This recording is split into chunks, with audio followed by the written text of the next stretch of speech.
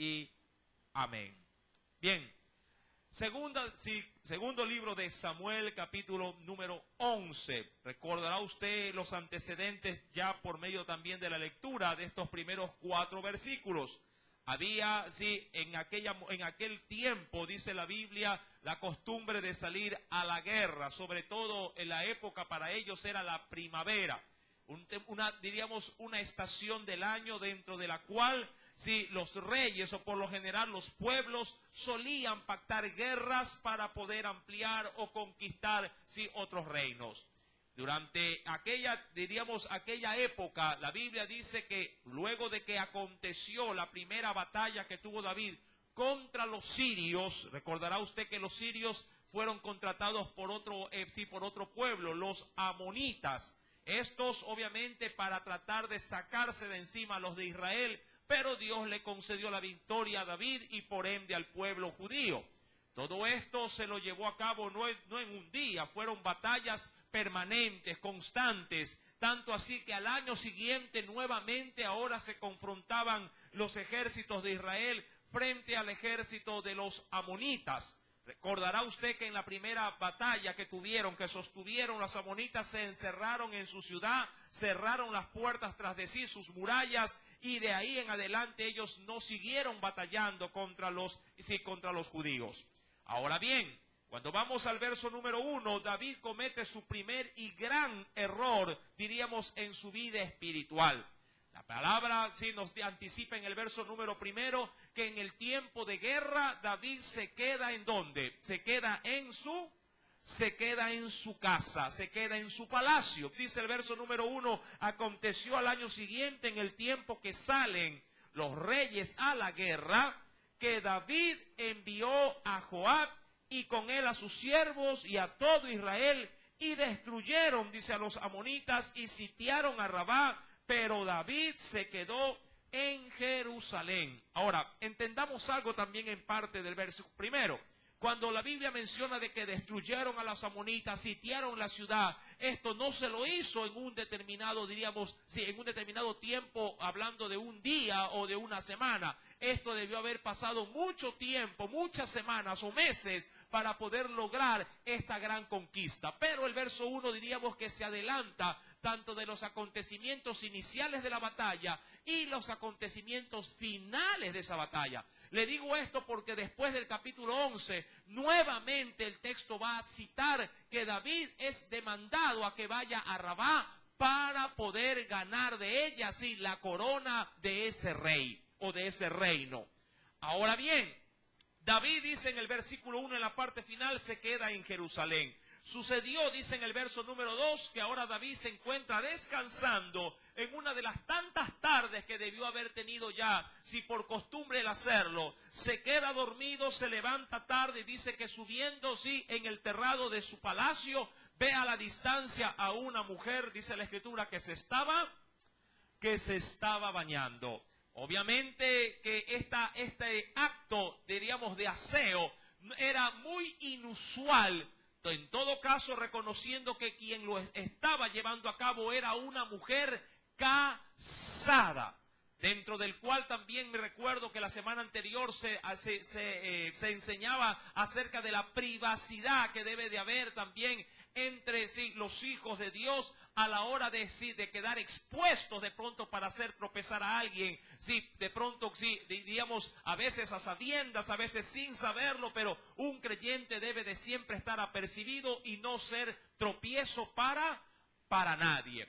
Pero entremos ahora en la enseñanza del día de hoy. Todo esto, vuelvo y repito, son simplemente argumentos que ya se los pudo analizar de una manera muy extensa la semana anterior. Ahora, dice la Biblia en el versículo número 3, y envió David a preguntar por aquella mujer, y dice la Biblia, y le dijeron que esta mujer se llamaba, Betsabé. Ahora, el nombre de ella tiene un significado bastante peculiar. Significa hija del pacto, si a aquellos que les gusta apuntar, hija del pacto o hija del séptimo, pero hablando del séptimo día, el día de reposo. Así le pusieron este nombre, aduciendo de que ella obviamente debió haber nacido en un día sábado. Amén. Recordando que el día sábado para el judío es para nosotros como que si fuese el día domingo. ¿Sí? Ahora bien, dice la escritura, así que David mandó a llamar a esta mujer y obviamente la dieron a conocer por nombre. ¿Sí?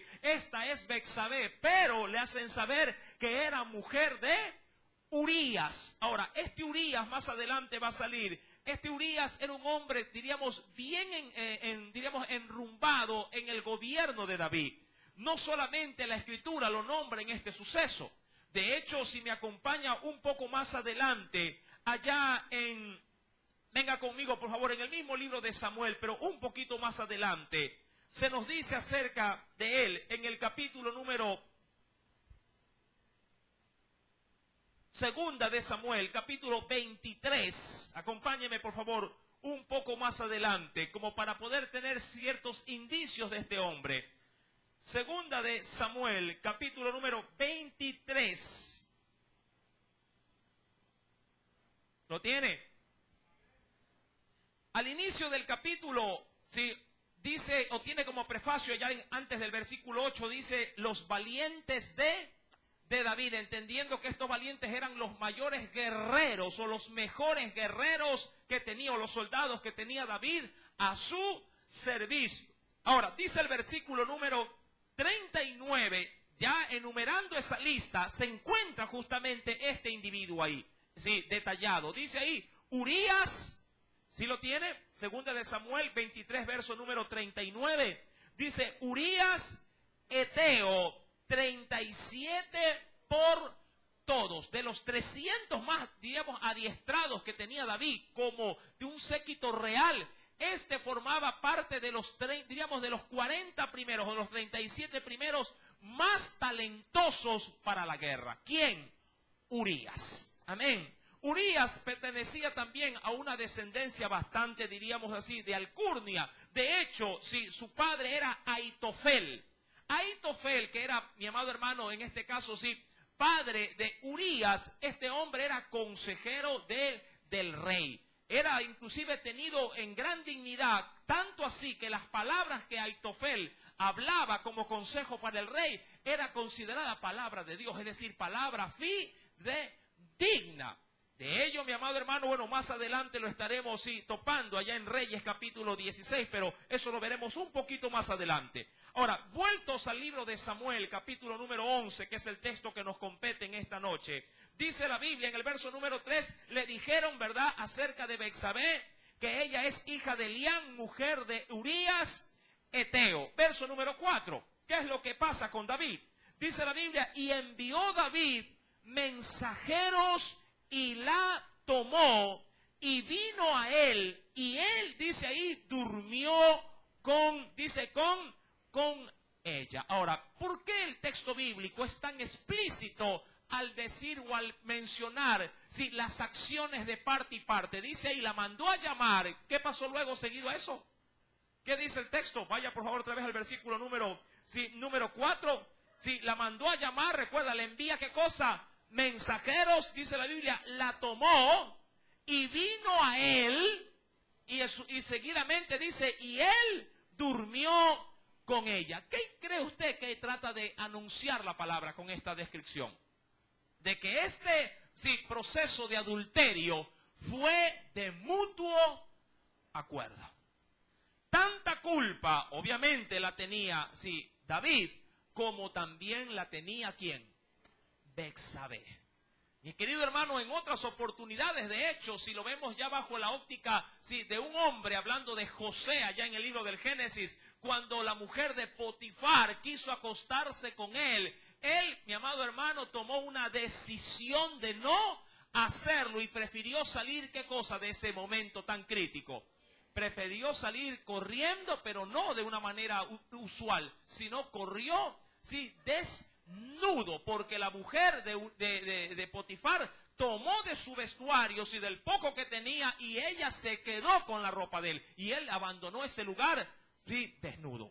Mi amado hermano, David y Betsabé pecaron, mutuamente. Claro está que en David recaería la mayor gravedad de la culpa, por ser él quien, si aprovechando su rango, aprovechando su jerarquía, prácticamente manda y da una orden para que se haga algo contrario a la voluntad de Dios. Ahora, esto estaba tipificado en la ley con una sola sentencia. Si usted me acompaña y venga conmigo, por favor, al libro de Levíticos. ¿Sí? Libro de Levíticos, en el capítulo número 20. Libro de Levítico, capítulo número 20. ¿Lo tiene? El tercer libro de la Biblia.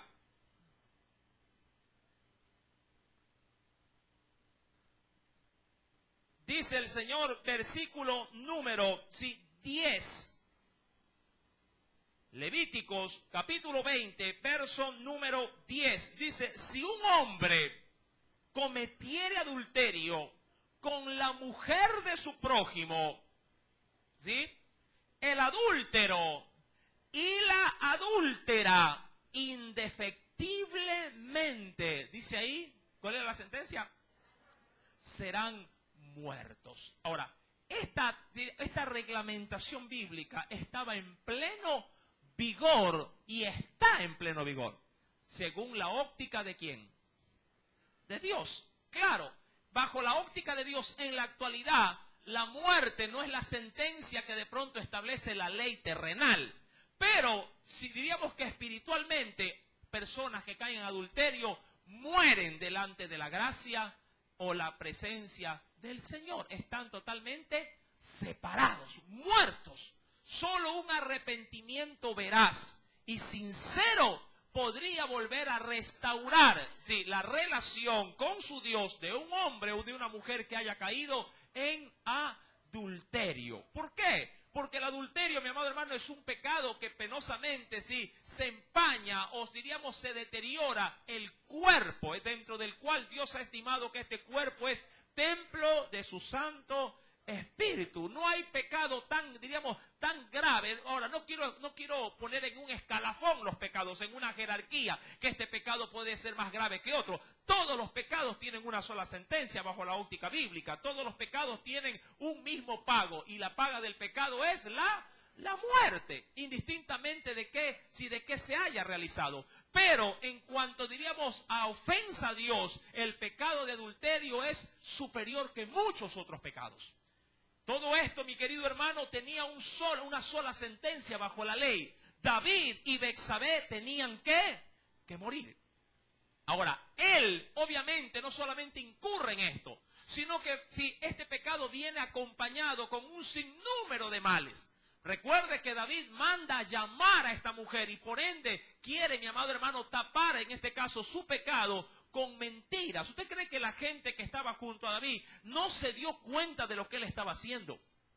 ¿Por qué creen que a David se le hace saber que esta mujer era mujer de quién? ¿Cómo sabían él para qué la iba a llamar? ¿Por qué creen usted que le dicen, David, esta mujer tiene marido? Si él la pudo haber hecho llamar para cualquier otra cosa. Pero la gente no es tonta, mi amado hermano, y mucho menos si están resguardando a su rey. Gente entendida, sabia y con conocimiento era lo que estaba, sí, alrededor de David. La gente obviamente se apercibió de esto, pero David le pudo más en él su concupiscencia. Recuerde que David tenía un mal. ¿Cuántas esposas tenía ya David en ese momento? ¿Cuántas tenía? La semana pasada se ahondó en esto. ¿Cuántas? ¿Cuántas? No adivine. ¿Cuántas mujeres, esposas? Tenía 5 esposas. 5 esposas, sí. Y de esas 5, una sobresalía por su gran hermosura. ¿Quién era ella? ¿Quién? Abigail. Amén. Ahora, esta era la debilidad en la carne de ¿quién? De David. Mi amado hermano, y al cometer adulterio se corrompió su corazón. De hecho, así lo testifica. Y si me acompaña el libro de los Proverbios, por favor. Sí, venga conmigo. En el capítulo número 6. Proverbios, capítulo número 6. Mira lo que nos dice el Señor. verso 32 al 33. Recordando que David es uno también de los autores de muchos de los proverbios, al igual que Salomón y así como los salmos también. ¿Ya lo tiene? Proverbios capítulo 6, verso 32 y al 33. Mira lo que nos dice el Señor. ¿Ya lo encontró? Mas el que comete adulterio, por aquellos que pueden llegar a decir que tener 2, 3, 4 mujeres es de sabios, ¿sí? La Biblia dice otra cosa. Mas el que comete adulterio es falto, ¿sí? Falto. ¿De qué es falto? ¿Qué le falta a un hombre que comete adulterio? ¿O qué no tiene? Falto de entendimiento. Corrompe su alma el que tal hace. Y mira, si la consecuencia de ese pecado, verso 33. Heridas y vergüenza hallará. Yo le pregunto, ¿cómo piensa usted que ahora, si David estaba en el concepto de sus hombres? ¿Usted cree que la gente lo volvió a ver igual a David? Cuando, sí, tras de sí, hizo cerrar las puertas y se quedó con la mujer de Urías allá adentro. ¿Usted cree que David, mi querido hermano, de ahí en adelante fue bien visto, sí, por su séquito real? Mi amado hermano, la Biblia es clara con respecto a estas cosas. Dice el verso 33, heridas y vergüenza hallará y su afrenta nunca. Penosamente ese es el daño del adulterio. Sí, hay heridas que se producen luego de esto que nunca se borran. Pueden llegar a curarse, pero se quedarán las cicatrices de todo esto. Quedará, mi amado hermano, sí, daños irreparables. Puede ser que en tu hogar se restaure, pero la gente a tu alrededor ya no te va a ver igual. Ya no te podrán decir, mira, iba un hombre íntegro. Van a decir, mira, iba un hombre, sí, se arrepintió, pero hizo esto. Por eso es que se suele recomendar a veces cuando pasan estas cosas, sobre todo en el ámbito ministerial, cuando pastores caen, cuando líderes caen en adulterio, se recomienda, le cuento, aunque parece drástico el asunto, cerrar la iglesia, sí, y poner a gente nueva en el ministerio. Y si fuese posible, abrirla en otro lugar.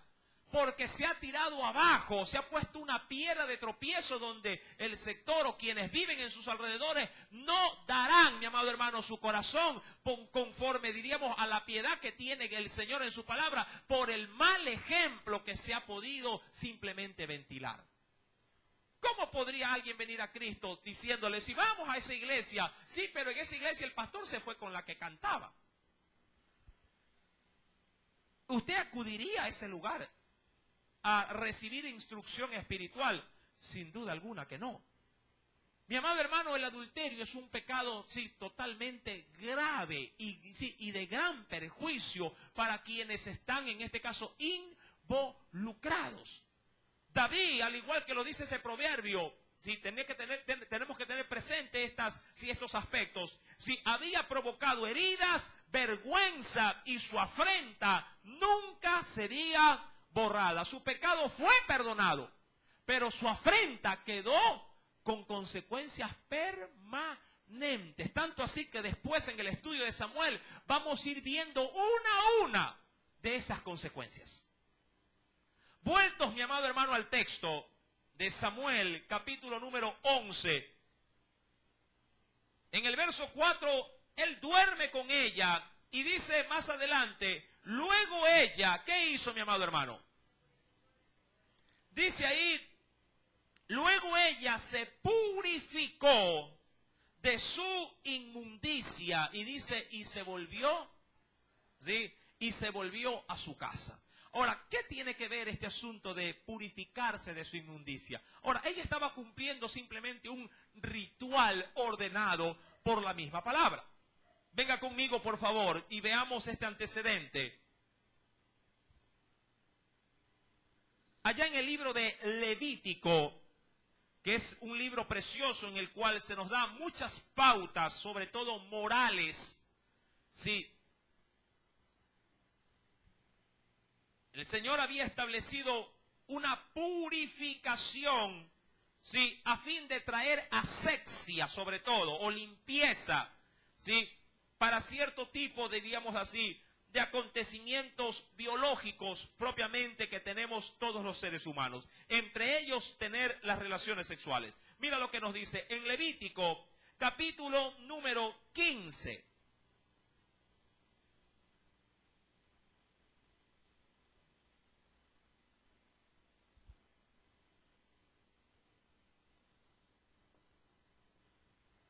¿Lo tiene? Versículo número 16 en adelante.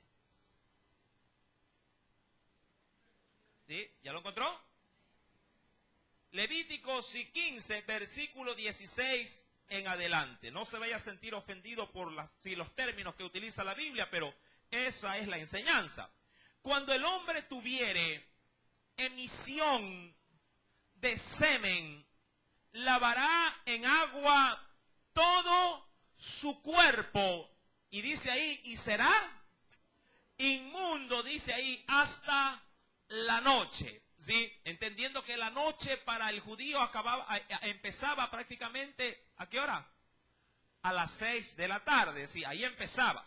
Ahora, dice aquí, toda su vestidura o toda piel sobre la cual cayere la emisión del semen, se lavará con agua y será inmunda, obviamente, esa prenda hasta la noche. Ahora, ¿qué es lo que Dios quería, sí, en este caso, lograr con este tipo de parámetros para la comunidad, en este caso de su pueblo Israel? ¿Qué quería? Quería, como se lo anticipé, quería que el pueblo tuviera asexia o limpieza, a fin de que no se vaya a propagar alguna enfermedad. Recuerde, mi amado hermano, que hay enfermedades que son de carácter de transmisión sexual, ¿verdad que sí? La sífilis, por ejemplo, la gonorrea, no se diga en la actualidad, sí, el SIDA. Imagínese que que algo, si de pronto se llegase en este caso, a empañar, con el fluido del semen del hombre, en algún alimento. Un hombre que luego de tener de pronto relaciones sexuales va y sin asearse va y de pronto coge algo para comer y deja ese algo sobre la mesa. Si alguien viene después y toma ese mismo bocado y lo come, si no ha tenido cuidado de ello, ¿qué podrá estar ingiriendo? No solamente alimentos, sino también contaminación a su cuerpo. Mi querido hermano, la Biblia pues tenía parámetros como estos para poder mantener limpio a su pueblo y libre también de enfermedades. Ahora bien, dice más adelante, porque quiero llegar hasta el versículo número 18, porque esta diríamos reglamentación no solamente era para el hombre, sino también para la mujer.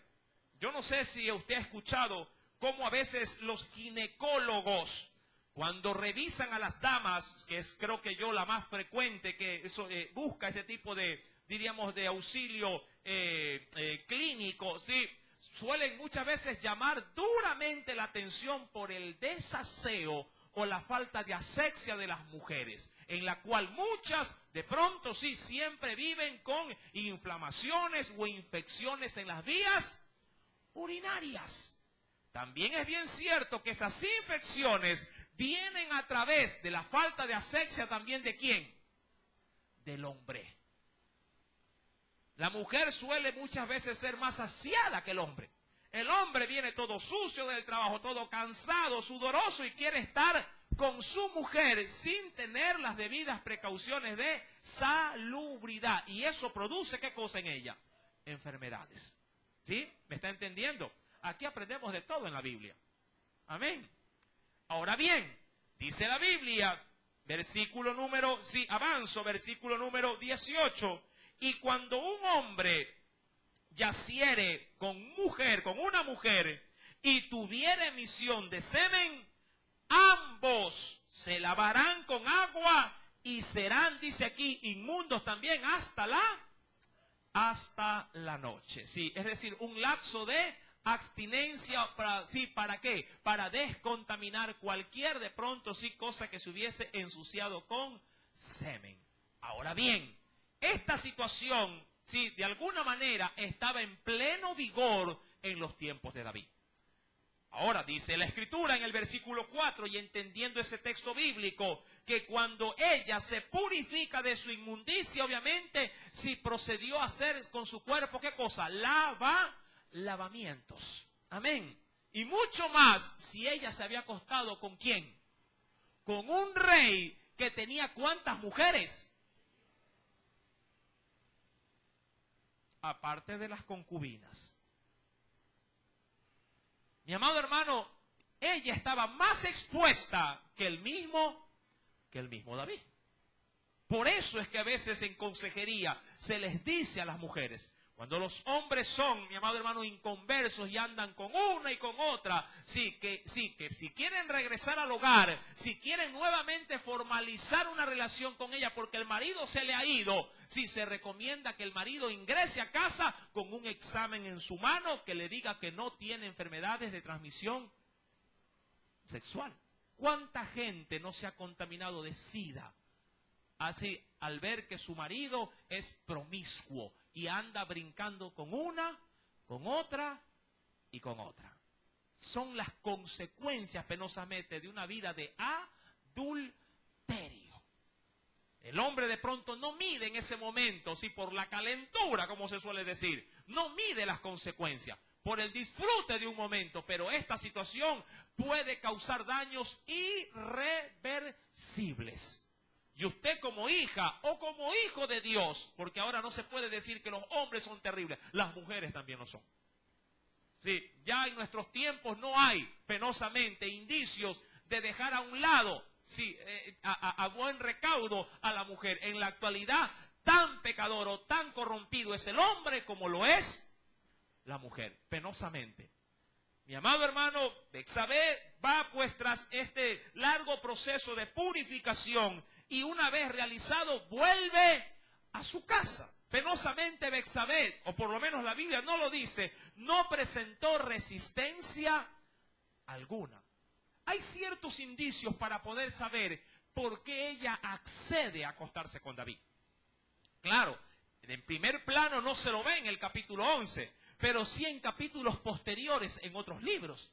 Dentro de esos indicios vamos a topar uno de ellos. Pregunta.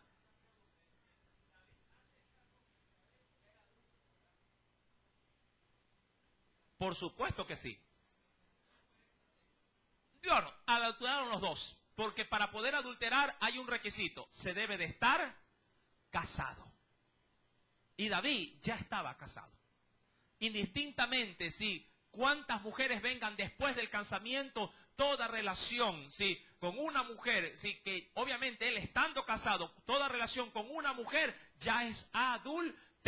Cuando un hombre no está casado, cuando una mujer no está casado y se allega a otra persona, eso se llama bíblicamente fornicación, en cuyo caso ambos tienen el mismo destino. Los fornicarios no entrarán en el reino de los cielos y los adulterios también. Amén. El desenlace es el mismo, cambia la etiqueta de cómo se los reconoce, pero el pecado en gravedad es igual, no cambia. Ahora, hay ciertos indicios para poder saber por qué, en este caso, Betsabé accede. ¿Usted cree que Betsabé iba a acceder simplemente por la buena gana del rey? Ella pudo haber presentado, ¿qué cosa? Resistencia. Pudo haber mantenido, mi querido hermano, en este caso, su calidad de mujer casada y haberle dicho al rey, por mucho, diríamos así, influencia que éste tenga, le pudo haber dicho no. Mujeres paganas dijeron a reyes paganos no cuando se sintieron usadas. ¿Quiere ver un ejemplo? Venga conmigo a la Biblia. Primero veamos el ejemplo y luego vamos al indicio de la mujer, en este caso de Betsabé. Venga conmigo al libro de Esther.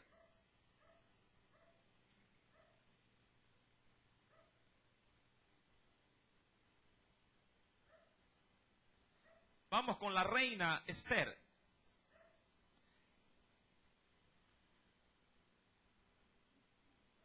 ¿Dónde está Esther? En la Biblia.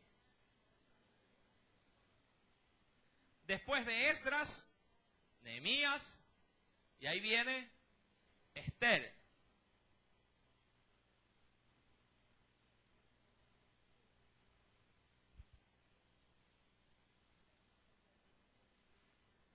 Este texto solamente lo tomo como referencia para poder ver si una actitud positiva aún en una mujer pagana. Parece mentira, mis amados hermanos, pero a veces suele suceder que gente que aún sin tener a Cristo actúa mejor que un creyente. Y nos da, diríamos, cachetada con guante blanco. ¿Ya tiene el libro de Esther? Venga conmigo al capítulo número 1 de este precioso libro.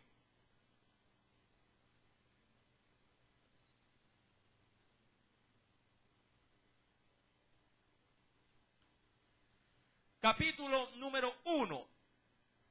Leo desde el primer versículo para poder entender todo el suceso. Aconteció en los días de Asuero. Asuero era un rey que reinó desde la India hasta Etiopía sobre 127 provincias. Verso 2, podría leerlo.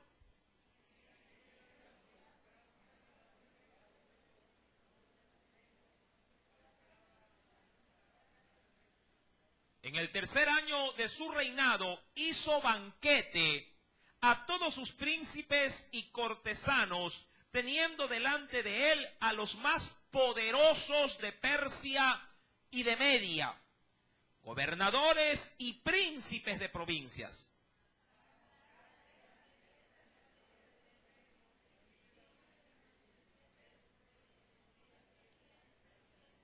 Ahora, tremenda celebración. ¿Cuánto tiempo duró? Y cumplidos estos días, hizo el rey otro banquete por 7 días en el patio del huerto del palacio real a todo el pueblo que había en Susa, capital del reino, desde el mayor hasta el menor. Verso 6, léalo.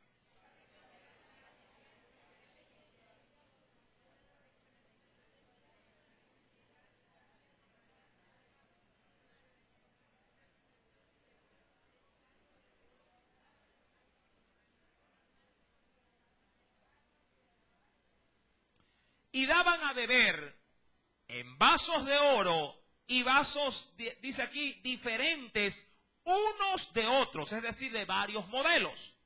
Y mucho vino real, de acuerdo a la generosidad del rey. Verso número 8.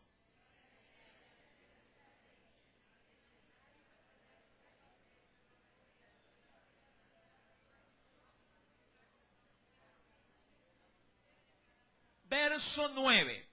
Asimismo, la reina Basti, era su nombre, hizo banquete para las mujeres en la casa real del rey Asuero.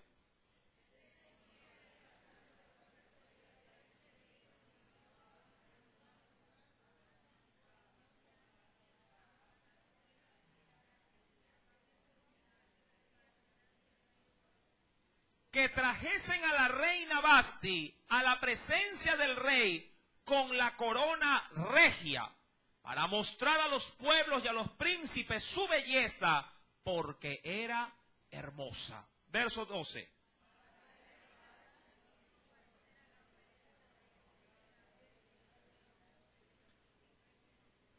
Ahora, hasta ahí quiero llegar. Esta reina, mi amado hermano, simplemente dijo que no quería aparecer en el escenario. ¿Para qué? Para no ser observada o no ser de alguna manera apreciada por tanto borracho. No quiso ser de alguna manera expuesta, si diríamos, a los ojos del pueblo común también que estaba invitado, simplemente para complacer, diríamos, un capricho más de ¿quién? Del rey. Y le dijo, no, yo no soy objeto, en este caso sí, de adorno o de, qué sé yo, de visibilidad para todos los hombres de este imperio. Soy tu mujer, la gente lo sabe y punto. Y ella dijo, no voy a salir. Y no fue. Eso, más adelante, le costaría, ¿qué cosa a ella? Su corona. A ella la despondrían y de ahí, obviamente, aprovechando el plan divino, el propósito de Dios, saldría la gran reina Esther para estar a favor, obviamente, de su pueblo. Pero aquí quería llegar, aquí quería rescatar este asunto. Si una mujer, o si en este caso Betsabé, hubiese dicho al rey, no, el rey nunca hubiese concretado en este caso, ¿qué cosa? Su adulterio, no lo hubiese concretado. pero en su corazón él hace rato que había caído, sí, en este proceder. Recordando que en Mateo, sí, ya lo hemos visto también la semana pasada, no se necesita, dice el Señor en su enseñanza, no se necesita llegar a la cama para poder decir que se ha caído en adulterio. El adulterio se forja ya desde el corazón. Amén. El solo hecho de tener la intención de querer ser infiel ya es contado como un pecado delante de Dios. Muchos hombres pueden llegarse a confundir y decir, pero si yo ni la he tocado, ¿cómo me va a decir que yo adulteré? Mi amado hermano, Dios pesa, sí, nuestro corazón. Y es ahí donde se gestan las mentiras, donde se gestan los adulterios, se gestan, mi amado hermano, los engaños. Todo sale del corazón. Recuerde que de la abundancia del corazón, el cuerpo lo exterioriza. En este caso, habla la boca. Cuando vamos pues y retomamos, por favor, sí, segunda de Samuel, capítulo 11, recordando que había un indicio que yo le dije, ¿sí? Se recuerda en Betsabé. ¿Por qué Betsabé accede a que si el rey prácticamente la use, pudiendo ella bien haberse negado? Betsabé, penosamente dicen los historiadores bíblicos, era una mujer interesada. Ella sabía, no es que le quiero echar toda la culpa, pero ella sabía, mi amado hermano, que como mujer casada, primeramente no podía exhibirse, y mucho menos si desnuda delante, mi amado hermano, de un terrado donde sabía perfectamente que daba para que pueda ser vista por quién, al balcón del rey, en primera instancia, más allá de lo que el rey bien o no hubiese podido desear en su corazón. Pero veamos el indicio. Acompáñeme, por favor. Venga conmigo al libro de los Reyes. En el primer libro de los Reyes, en el capítulo número 1, primer capítulo, más adelante de Samuel. Primer libro de los Reyes, capítulo número 1.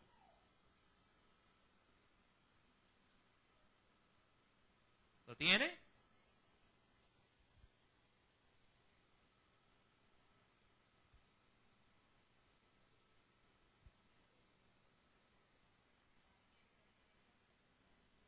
Versículo, Primera de Reyes, capítulo número 1, versículo número 14 en adelante.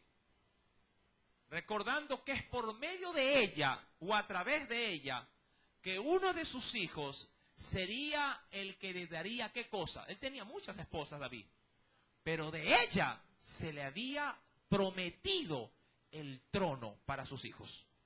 Esto bien pudo haber salido, si en la noche o en el día en el cual Betsabé accede a acostarse ¿con quién? Con David. Ella debió haber dicho, bueno, y ya estoy aquí, está bien, voy a acostarme contigo, pero ¿y qué dádiva me vas a dar? ¿Qué me prometes? ¿Me explico? Mira lo que dice el texto. Y está, el versículo número 14 estamos, ¿no? Y estando tú aún hablando con el rey, verso 15, entonces Betsabé entró a la cámara o al dormitorio del rey, y el rey, ya había pasado el tiempo, era muy viejo, hablando de David.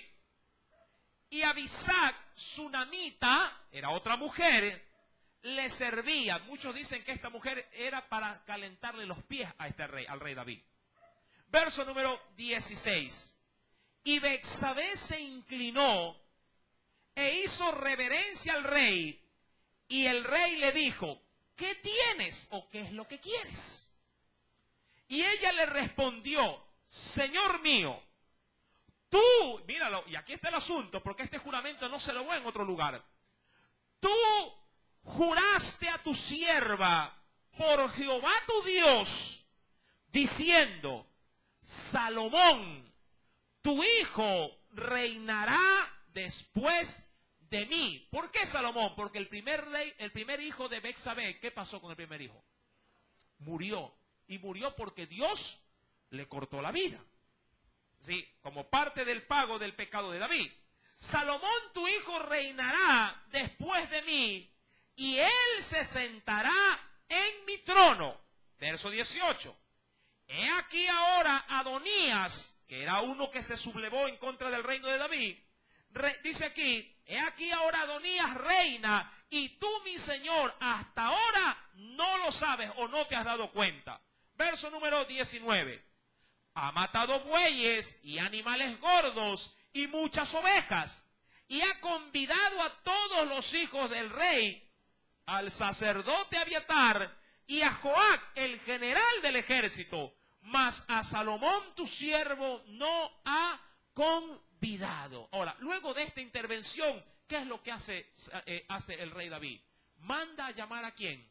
A Salomón, y en ese preciso momento, por medio también con el aval del profeta Natán, lo nombran rey, sí, como el legítimo sucesor ¿de qué? De David en el trono. Ahora, esta mujer, mi amado hermano, obviamente tenía, diríamos, mucha astucia en el asunto. Más adelante volveremos a citar, obviamente hablando de ella, de cómo interfiere o de cómo aconseja a David para, en este caso, darle lugar a sus intereses. De ahí que muchos, mi amado hermano, mencionan que Betsabé no era una mujer tonta, era una mujer muy astuta. Vuelvo y repito, esa no era en sí misma, sí, para poder, en este caso, solapar el pecado de David. David cometió lo suyo. Amén. La belleza y la hermosura de Betsabé quedó por debajo de la gracia de Dios. Mucha gente puede parecer muy preciosa por fuera, pero muy feo por dentro. Amén.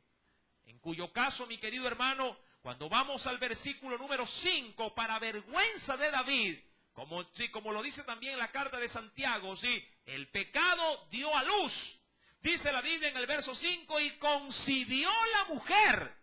Ahora, recuerda, ella estaba sin el marido, porque ¿dónde estaba el marido de Betsabé? En la guerra, peleando, justamente para salvaguardar los intereses del rey. Y concibió la mujer, y mira, y envió a hacerlo saber a David. Es decir, mi amado hermano, esto fue un secreto a voces. Porque ella no va a pedir audiencia a David para decirle en secreto, oye, si mira que estoy embarazada. No, ella envía mensajeros a David. Es decir, ya la noticia se hizo voz populi. Quienes llevaron el mensaje a David dijeron, oye, ¿qué le vas a decir al rey? Sí, la dejó pues embarazada a la que mandó a ver al otro día. Ella no era tonta tampoco.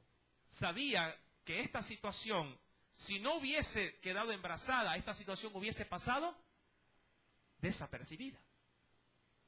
Pero Dios permitió, mi querido hermano, que esta situación trascendiera a estos niveles. ¿Cuánta gente muchas veces, sobre todo los muchachos, dicen, no, si no va a pasar nada, es por encimita nomás, no vas a quedar embarazada? Yo el otro día conversando, sí, escuché, no, si me han dicho que después de tener relaciones, uno brinca y ya no queda embarazado.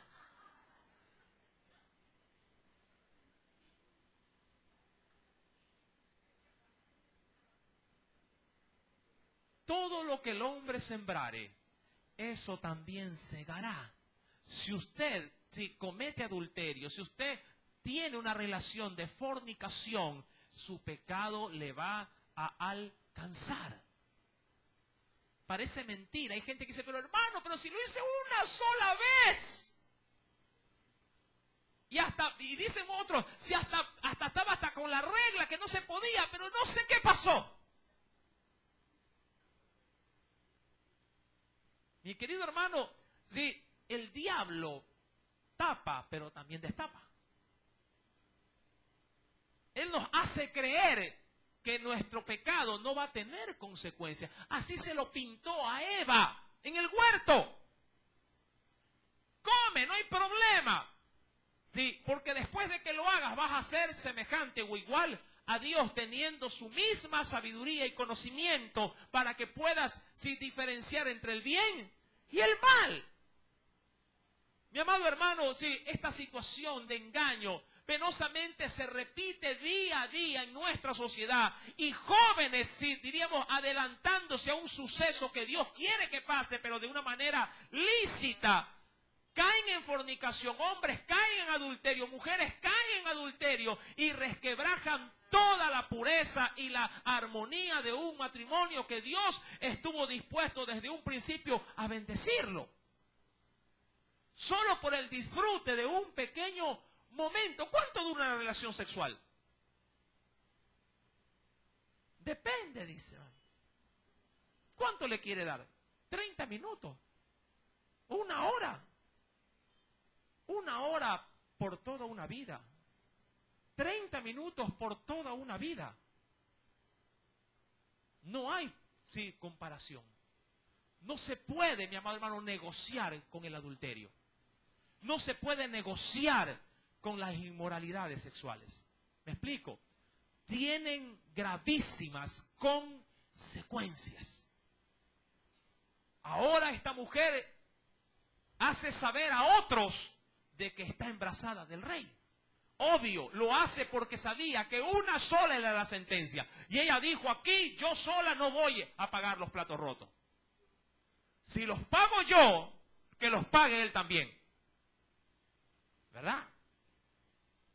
Y David se entera y dice la Biblia en el verso número 5, y concibió la mujer y envió a hacérselo saber a David, diciéndole, estoy encinta. ¿Cómo le debió haber caído a David esta noticia? Como un balde, dice, ¿no?, de agua fría. Y él dijo, pero ¿cómo? Si fue una vez. ¿No será que Urías? No, si Urías está en batalla, acuérdate. Si me ha costado, fue solamente contigo y tengo testigos. Tú me enviaste a saber. ¿Recuerda? Todo esto, mi amado hermano, penosamente era una tragedia. Dice el versículo número 6. Entonces David envió a decir, ¿a quién? Sí, a Joab, envíame a Urías Eteo. Y Joab envió a Urías, dice ahí, a David. Y la mente comenzó a maquinar en David. ¿Qué dijo? ¿Cómo hago? ¿Cómo tapo esto? ¿Cómo trato de ponerle a este hueco tan grande, sí, algo que pueda simplemente ayudarme a salir de este bache? Penosamente a veces el remedio es más caro que la enfermedad. Hacemos un hueco tratando de hacer otro más grande. Y ahora, ¿cómo hago si ya estoy embarazada, estoy preñada? ¿Qué hago? Y no falta por ahí la vocecita del día y dice, sácatelo. ¿Verdad? Nunca falta alguien, ¿no? Y a veces ese alguien son los propios de la familia. ¡Ay, mi hija! ¿Y ahora qué dirá fulano? ¿Qué dirá sutano? Parece novela todo esto. Pero es la cruda realidad. Jóvenes, sean conscientes, ¿sí?, de que deben de mantener pureza. No solamente, sí, espiritual, sino también física. ¿Me están entendiendo? ¿Cuántos jóvenes hay acá? O jovencitas que van enrumbados. Hasta el hermano pastor levanta la mano. Jesús. De espíritu. Deben de cuidar sus cuerpos. A todos esos zánganos que les piden la pruebita de amor, mándelos a volar. Amén. Cada vez que le digan pruebita de amor, agarre un garrote y dele en el nombre de Jesús. Sale de aquí. Mi cuerpo es templo del Espíritu Santo. Amén.